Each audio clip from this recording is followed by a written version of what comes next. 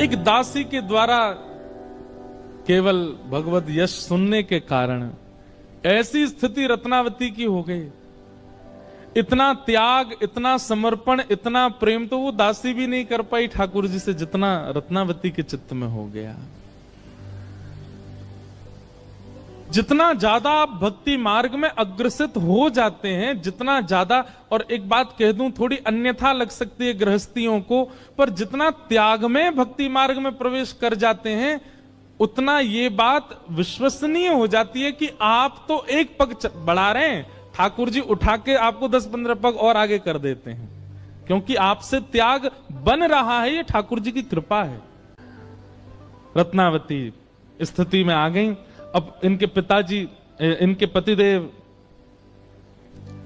दिल्ली में थे और रत्नावती जी के एक पुत्र हैं। वो पुत्र भी पिता के साथ ही दिल्ली गए हुए थे। इनके पुत्र का नाम प्रेम सिंह।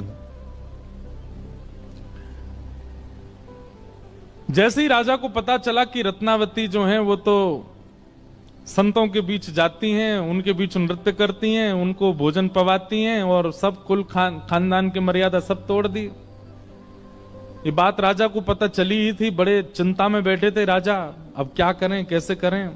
इतने में ही प्रेम सिंह पुत्र जो हैं उनका आना हुआ पिता के पास, और पिताजी उनको संबोधित कर रहे हैं, देखो आ गया बैरागन का बेटा, देखो आ गया उस साधु मूड मुड़ाई का बेटा।